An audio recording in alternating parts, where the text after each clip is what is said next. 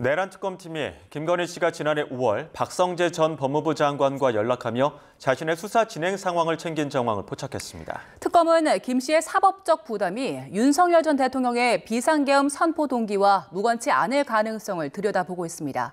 이준엽 기자의 보도입니다. 내란 특검이 김건희 씨에게 주목하게 된 계기는 지난해 5월 김 씨가 박성재 전 법무부 장관에게 보낸 텔레그램 메시지입니다. 내 수사는 어떻게 돼가나 묻거나 이재명 대통령의 배우자 김혜경 여사, 문재인 전 대통령의 배우자 김정숙 씨 수사는 왜 진행이 안 되느냐고 따지는 내용인데, 특검은 박 전 장관의 경우 이른바 명태균 게이트 관련 검찰 수사 보고를 김 씨에게 직접 전달한 거로도 의심하고 있습니다. 당시는 이 전 총장이 도이치모터스 주가 조작 전담 수사팀을 꾸리라고 검찰에 지시했을 즈음입니다.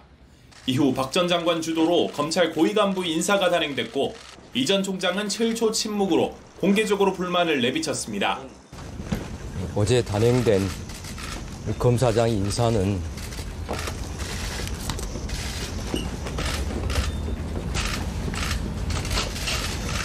제가 이에 대해서 더 말씀드리지 않겠습니다. 특검은 이같이 점차 쌓여갔던 김 씨의 사법적인 부담이 윤석열 전 대통령의 계엄 동기와도 연결될 수 있다고 보고 있습니다. 윤 전 대통령 부부가 계엄 전부터 박 전 장관과 사법 문제 대응을 논의하며 이를 방어하기 위해 위법성을 알면서도 계엄을 추진했는지 따져보겠다는 뜻입니다. 또 박 전 장관이 김 씨의 청탁을 받아 검찰 인사를 진행했다면 청탁금지법 위반 혐의가 성립한다고 보고 관련 압수수색 영장에 이를 적시했습니다. 특검은 김건희 특검에서는 김 씨가 관저에 머무르던 시절 사용한 휴대전화를, 최상병 특검에서는 박 전 장관 휴대전화를 확보했습니다. 김 씨 측은 당시 검찰 인사를 수사 무마용 인사로 해석하는 건 정치적 해석일 뿐 사실과 무관하다며 의혹을 전면 부인하는 상황이지만, 계엄 동기는 우두머리로 지목된 윤 전 대통령과 중요 임무 종사자 등 기소된 여러 피고인의 내란 혐의와 직접 맞닿아 있어서 특검이 어떤 결론을 내릴지 주목됩니다. YTN 이준엽입니다.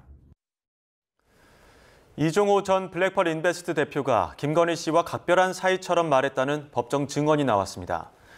도이치모터스 1차 주포 이정필 씨는 어제 서울중앙지방법원에서 열린 이 전 대표 변호사법 위반 혐의 재판에 증인으로 출석했습니다. 이 씨는 지난 2009년 이후 김건희 씨와 통화한 적이 없다는 이 전 대표의 재판 진술에 대해 자신과 만났을 때 했던 말과는 다르다며 각별한 사이인 것처럼 말했다고 증언했습니다. 또 이 전 대표가 술자리에서 이 씨에게 정계 인사들과 찍은 사진을 보여주며 김건희 씨가 사건을 다 챙겨보고 있으니 걱정하지 말라는 취지로 이야기했다고 덧붙였습니다.